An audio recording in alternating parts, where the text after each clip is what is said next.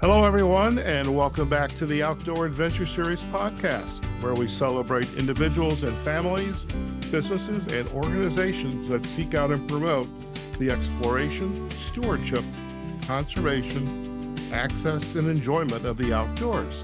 Dr. Chad Nelsen is our guest on the Outdoor Adventure Series today.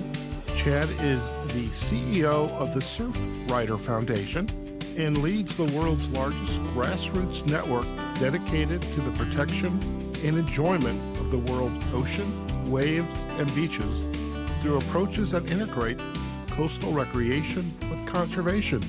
Chad, it's a pleasure to have you on the Outdoor Adventure Series podcast. Welcome. Hey, thanks for having me, Howard. Fantastic.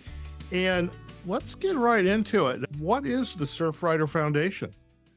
The Surfrider Foundation is a grassroots coastal and ocean conservation organization. So our goal is really to take the passion for of people who love our coasts and our oceans, which are just about everyone, and convert that passion to action and stewardship to protect our coasts and oceans. So we work in coastal communities all over the country and the world, and have over 140 high school and college clubs, all rallying around protecting our oceans from plastic pollution, keeping the water clean, keeping our beaches healthy. And we can scale that up from the local to the state up to the federal level. Fantastic. And I have to say, the work is cut out for you guys. There's just so much pressure, tension everywhere we look. And and there's so much need to combat that pressure and tension. Yeah, absolutely. I mean, I think for many years, we felt the oceans were too big to impact. Unfortunately, as a result, we've used them as a dumping grounds for many things. And that's catching up with us. Now we see plastic pollution is ubiquitous in the ocean. Our sort of wastewater systems that are pouring effluent into the water are having negative impacts. We're seeing these big algal blooms and even climate change. There's now marine heat waves. Just last week, there were sort of record temperatures in the North Atlantic impacting Europe. So the heat that the ocean has absorbed is now coming back out in marine heat waves. So plenty of work to be done. Plenty of work. And I'm curious, how did your career with Surfrider Foundation take root? I mean, because you've been the CEO for a number of years, but you actually were a member of the organization before that. So how did this journey into an organization like Surfrider Foundation, how did that come about? Yeah, it's a great question. I've been here too. This summer will be my 25th year at Surfrider. So I'm a lifer. So I've been at this here for a long time. And in 1995, I was a grad student intern. So I'm kind of a mailroom to the CEO kind of character. But like so many things, it was half intention and half luck.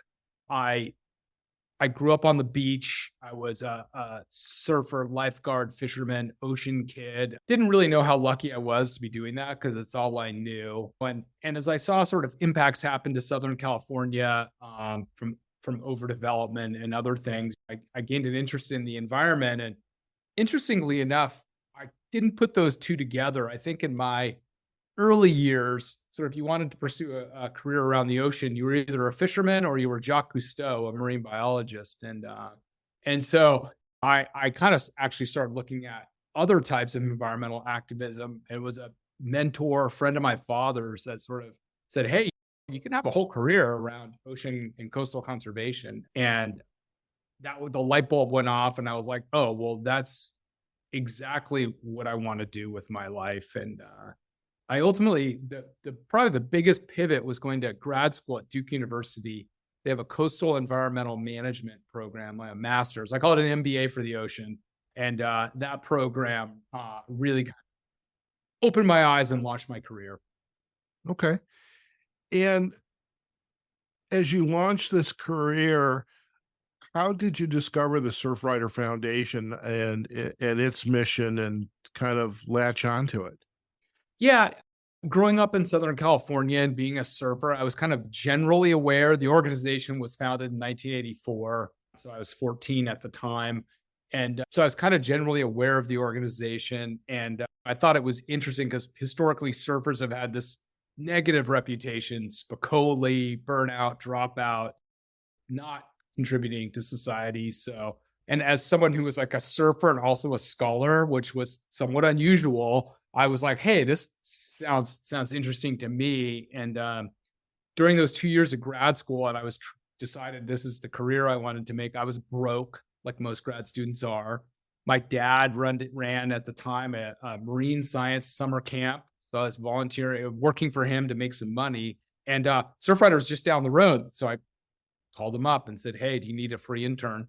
And they said, sure. So in some ways, I just it was a little bit of luck and a little bit of me being inquisitive, I guess. Really to the, as you said, from the mailroom to the front office. Yep, that's right. You mentioned, as you were describing the foundation, these chapters that are all over the coastal areas within the U.S. and also working with students, they being a lot of the advocates, and because that's part of what you do when you're in school. You get involved in local initiatives, activities.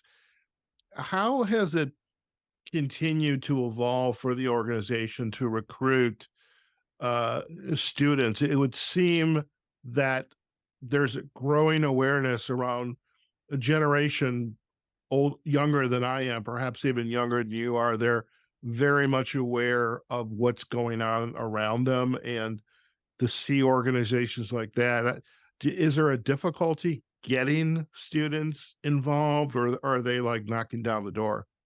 No, it's interesting because a lot of organizations that are, well, probably our age or older, the Sierra Club, the NRDC, the Nature Conservancy, their average age of sort of member supporters is increasing, and they're concerned about that. And ours is actually decreasing. We're getting younger because our strongest growth is with these young kids, these high school and college kids, and so they're knocking down the door.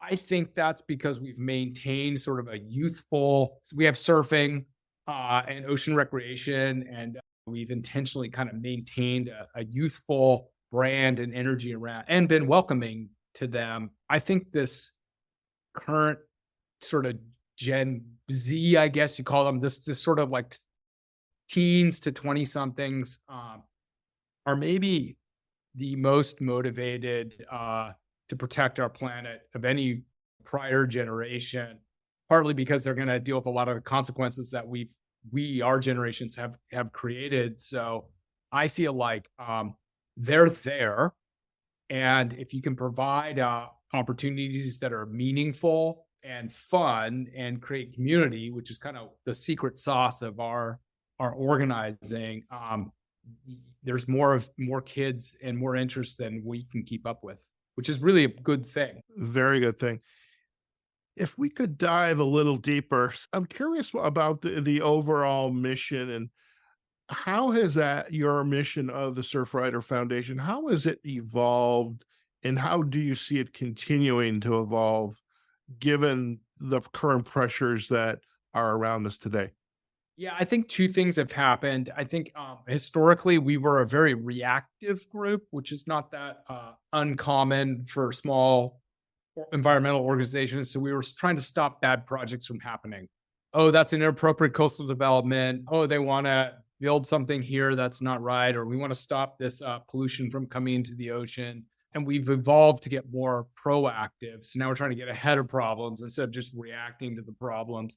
So I think that's been, and that means setting policy and trying to be more forward thinking about impacts as opposed to, just responding. An example would be only doing beach cleanups to try to pick up the plastic that's found on the beach versus trying to proactively ban single-use items that are the source of that pollution. So we could beach clean up forever, or we could eliminate the problem on the front end.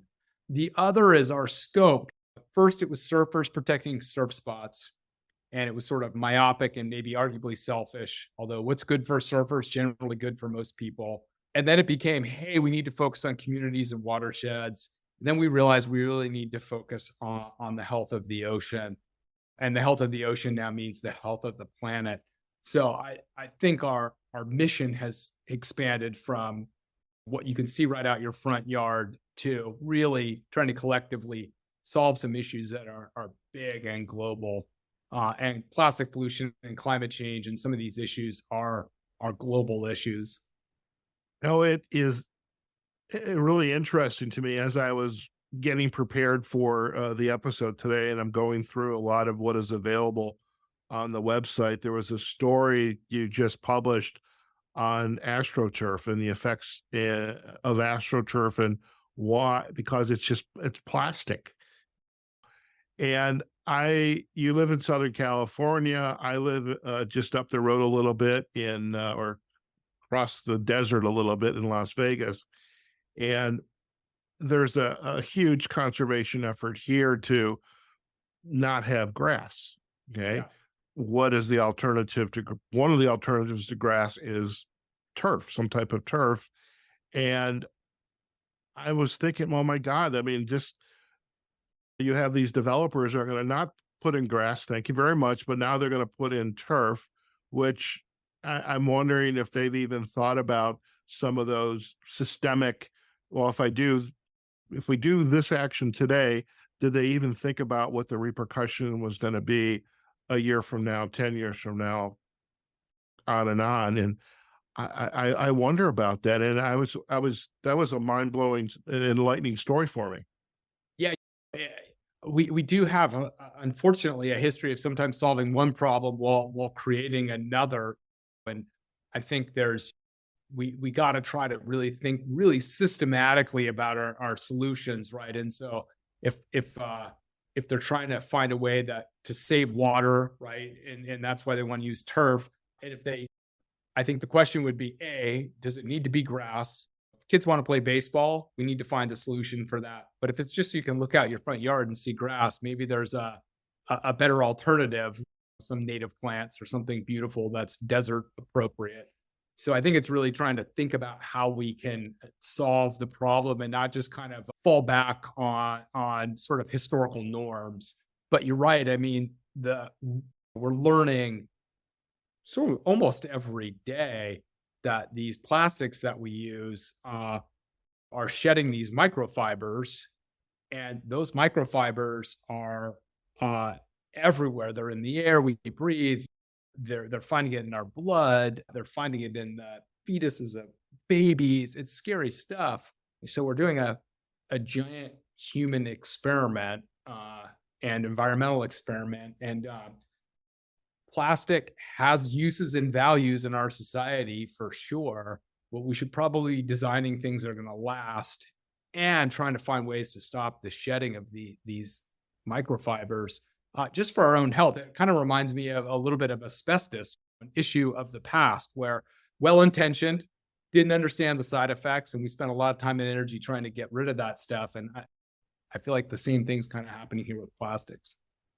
I think you are spot on. I'm curious, with an organization like Surfrider Foundation, what are your hooks into like the universities, the think tanks, that are also very much attuned to conservation, stewardship, access for that matter? How will you interact, and also the government agencies who are tasked with protecting many of our natural resources? How is the organization tied into those entities? It's a great question. While we're focused on surfing and recreational, we want to make sure volunteerism is meaningful and fun. We're also serious and science-based. We have a lot of experts on our staff that are well-trained and often connected to these organizations and are expert speakers on panels. And so we have really good sort of connections to universities, to law schools, to our federal agencies like the National Ocean and Atmosphere Administration, and Grace Patina and the National Marine Sanctuary Program, which is how we met, is a good example of that. So these big national marine sanctuaries that are all over the country, Surfrider's been sort of commenting and engaging and volunteering in those over decades. And as a result, we've developed a relationship with the staff at those agencies. We go to DC every year. and go to the Hill and meet with our legislators and the agencies, the ocean related agencies. And so I feel like we've built credibility over the years. So now we're interacting with these groups, and it's important because we do want to be science based, and we want to provide solutions that are real. I think those have just been built over time. I'm curious, here in the U.S., perhaps some of it is a little bit more global, but what are the pressing issues that your organization is actively involved in uh, within the U.S. maybe? And does the foundation have any presence outside of the continental U.S. and the islands and the territories? Yeah, great questions. I think that the issues transcend the U.S. sort of boundaries, but first, the biggest issue is climate change. I think this is the issue. We're seeing these heat waves. I imagine it's cooking where you are today, and Very much so, yes. yeah, and we're seeing the impacts of climate change in so many ways, and those are also being felt in the ocean. The ocean is heating up and becoming more acidic, and we're seeing habitats change. There's threats to coral reefs. So climate change is a big issue. Sea levels are rising, which is going to impact coastal communities. And there's solutions there too. The oceans have an incredible capacity in ocean habitats to sequester carbon. They call it blue carbon. And we want to make sure that coastal communities adapt to the sea level rise that's coming. So sea level rise, big issue. Plastic pollution is another big issue. The ocean's teeming with plastic. It's having all kinds of effects. So we're trying to get rid of single-use plastics, these commonly used items that there's just better alternatives for. And third for us is really protecting our coastal water quality. We heard a lot about infrastructure in the last few years and the need to upgrade our infrastructure. That's also true for our water infrastructure, so our wastewater treatment plants and our water treatment. So we've been advocating for increasing the investment in our coastal infrastructure. So those are the three big issues, and I think those are true everywhere. We do have chapters in Hawaii and Puerto Rico. We also have international affiliates in Europe, Senegal, Morocco, Argentina, Japan, Australia, and Canada. So there's sort of sister organizations out there. And for example, there's a big UN treaty on plastic pollution right now that we're kind of collectively working on because it's such a global issue. Excellent. Thinking of some of the initiatives, campaigns that your organization has been working on, what kinds of successes can you share with our audience? Because again, you've been around for a while, your mission is growing, it's evolving. And what would our listeners benefit from knowing, like, we had a role in this, or whether it's something going on in the Pacific Northwest, the Southeast? What can you share with us? Yeah, a couple examples. We've passed 300 laws and policies over that to eliminate plastic pollution. We started locally banning single-use plastic bags that we found on the beaches, foam containers, and then we're able to scale that up to state. So now we've helped pass over 12, maybe 15 now state laws, and we're just chipping away at these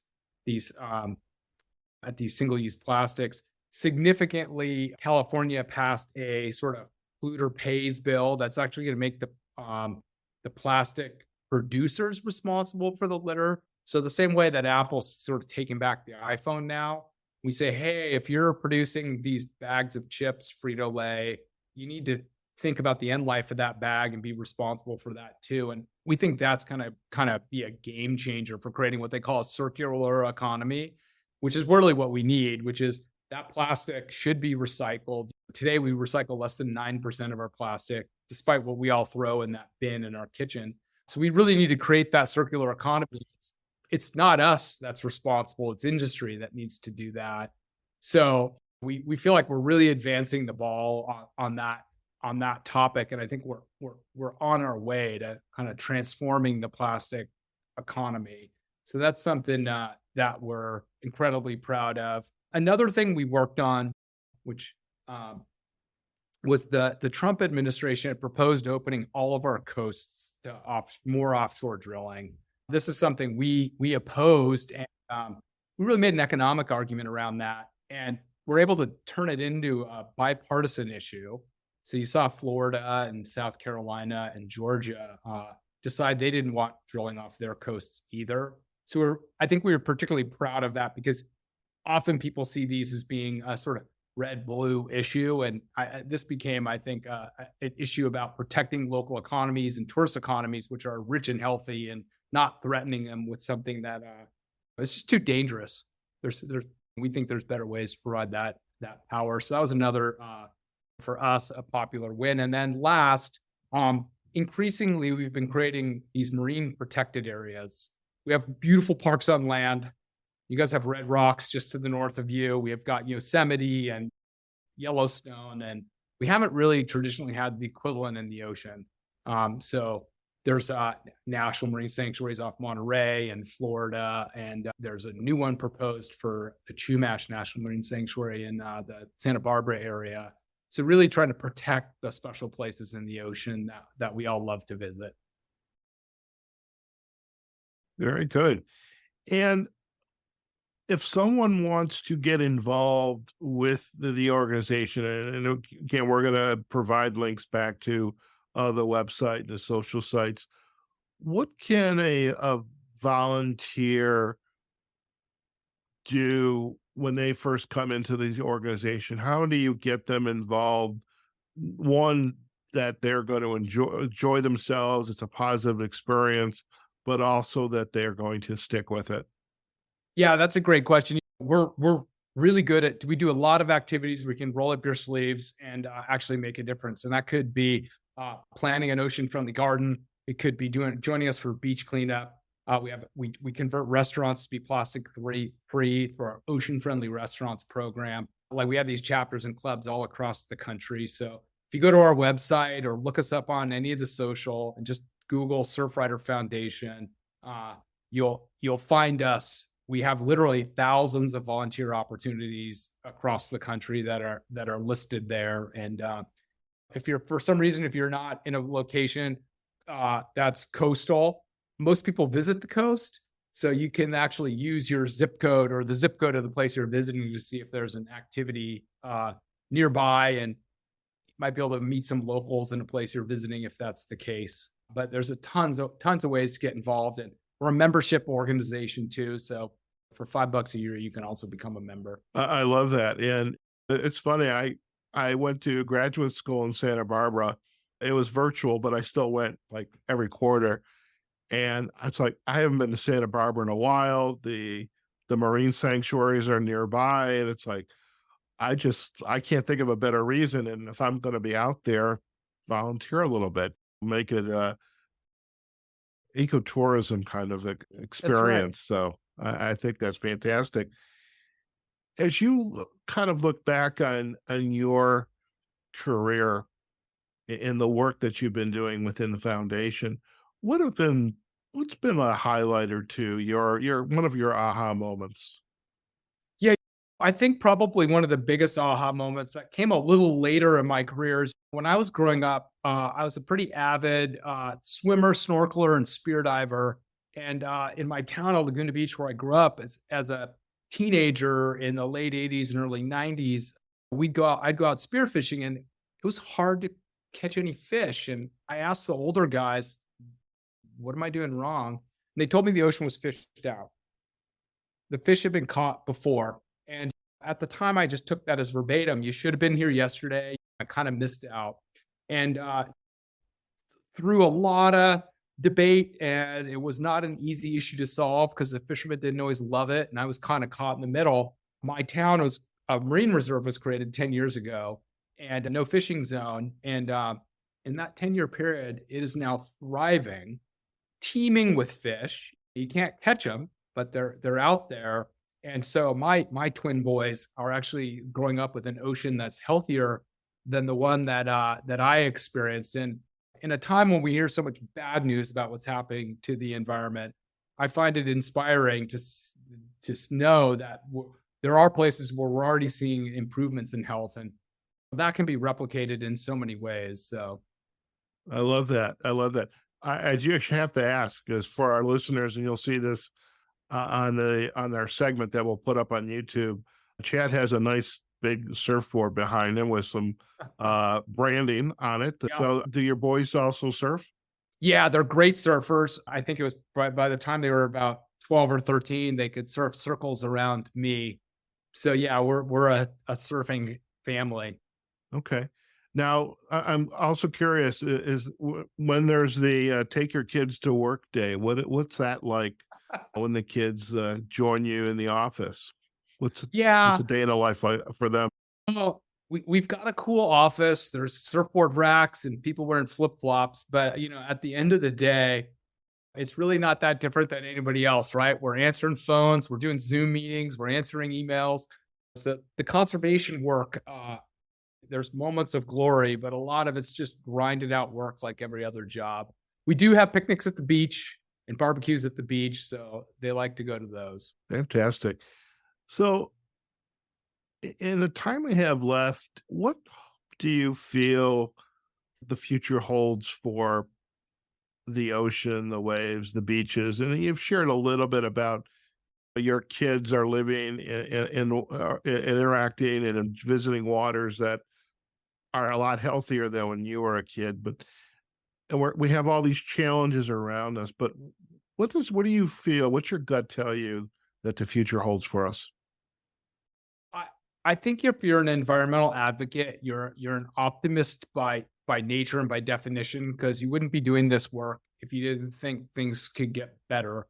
And I'm an optimist, and I really believe we have the solutions to all the problems that we face, whether it's climate change or plastic or overfishing or any of these issues. We can solve them and do it in a way that everyone can thrive. And so that's what keeps me going. I know we have the answers, and so I feel like what we really need to do is build momentum and get people believing that and people acting. And so a lot of what we're trying to do is show that there are solutions, provide small examples like this marine reserve off my hometown, or communities that have been able to survive without plastic, without sacrificing sort of quality of life. And so I think the solutions exist. We can find a way to get there. We can build enough momentum to protect the ocean. I do believe we can get to a place where our oceans are healthier in the next 20, 30 years than they are today. Fantastic. And I have to say, just having the opportunity to chat with you, working with Grace and the National Marine Sanctuaries last year. I mean, I had no idea that the National Marine Sanctuaries even existed, you know, Yeah. and just knowing they exist, these reserves exist, the work that you're doing, and just the initiatives along the coast. I mean, it's just a great way to feel like you're making a difference. You're not just a consumer. And so I would imagine, I don't know if I'm there yet about having hope, but it sounds like, as you said, environmentalist, conservationist, you're an optimist. And so that's a good thing to have, good thing to be. Any final thoughts you would like to share with our listeners, Chad, about the work that you're doing, or something that we could give to them, our listeners, about the importance of making a difference, or a quote that inspires and informs them? What would be your insight to go? Yeah, that's a great question. One other thing I'll add, and I can leave you with a little bit of a quote, but I really do think there's this great sort of triangle between outdoor recreation, including ocean recreation, the economy. Ocean recreation and outdoor recreation drives a really incredible economy, and environmental stewardship and protection. We want to recreate in a healthy place, and if we have people recreating in healthy places, it's good for our economy. So I really do think there's a sort of a great sort of positive feedback loop in the issues that you're talking about. And the quote I would leave you with is, there's a Margaret Mead quote, and I'll probably butcher it a little bit, but it's essentially, never doubt that a small group of people can't make a difference, because in fact, that's the only group that ever has. And it's a testament to grassroots organizing and people power. And I believe that, and I see it every day at Surfrider. So if you're out there and you love the oceans and coasts, or you love the mountains, or you love the desert, I encourage you to get out there and get involved and make a difference, because you will. Fantastic. And I fully believe that and agree as well. So thank you for that. And we will find the exact quote from Margaret Mead, yeah. and we will get that up on our show notes as well. We'll do that. Before we head out, if our listeners would like to learn more about you and the Surfrider Foundation, where are the best places for them to go? Yeah, I mean, on our website and on our social channels. So if they just Google Surfrider Foundation, they're going to find it all. My bio, my LinkedIn, Surfrider social channels, which I encourage people to follow. Okay. And we will provide all the backlinks to it as well. Listen, if you have any photos that you're open to sharing with us, we'd like, especially the grassroots, the locals getting involved in some of these initiatives. Love to be able to share a collage or two up on our website. So if you're open to sharing that, we'd love to have those for our show Absolutely. notes. I'll send some stuff your way. Fantastic. Well, Chad, it's been a pleasure to have you on the Outdoor Adventure Series podcast. And for our listeners, I'm, as you all know, the people that know me know I'm an opportunistic podcaster, and I had seen a post or something that Chad had shared. I guess they were doing some recruiting for a position, and Grace Botito Williamson had shared and liked it. And I said, well, Chad would be a great individual on the podcast. And so that's exactly how this all panned out. So when you see that chance encounter, even if it's virtual, take advantage of it, because today we just had a fantastic episode with Chad, and we learned about the Surfrider Foundation. So Chad, thank you again for joining and informing and helping to educate us. Well, thanks for having me, and thanks to Grace for connecting the dots. I appreciate it. Fantastic.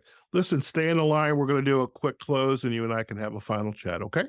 All right, folks, we have just been chatting with Dr. Chad Nelsen, CEO of the Surfrider Foundation, and really just it's a great addition to a lot of our conversations, especially last year with the National Marine Sanctuaries. But we've had a chance to go a little bit more local, an organization that is developed a grassroots network of initiatives throughout the U.S. And as you know, there's a lot of coastline here in the U.S., and it's not even the ocean coastline, but it's also up in the Great Lakes as well.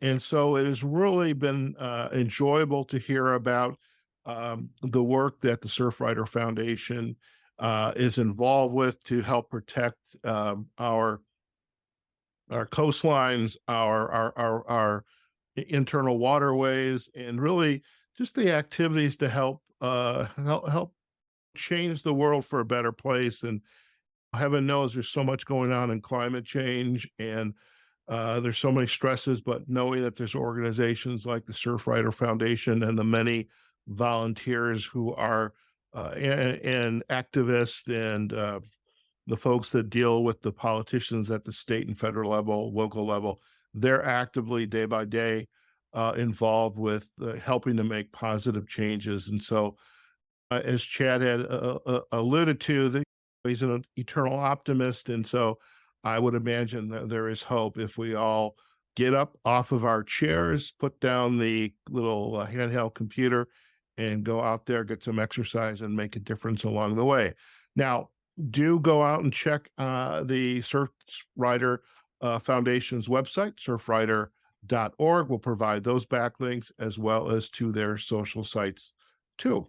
Now, for us, you can visit us on the Outdoor Adventure Series webpage. All of our episodes are there. If you enjoyed this episode, please leave a comment. Please share it. If you think somebody would enjoy getting to know the Surfrider Foundation, that's the goal here, is take this story and share it to people who you think will benefit or be interested in it.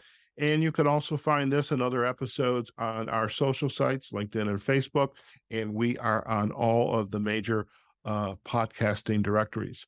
Okay, folks, wherever you are, whatever you're doing, go out there, have a phenomenal day, and we will see you on a future episode of the Outdoor Adventure Series podcast. Take care now.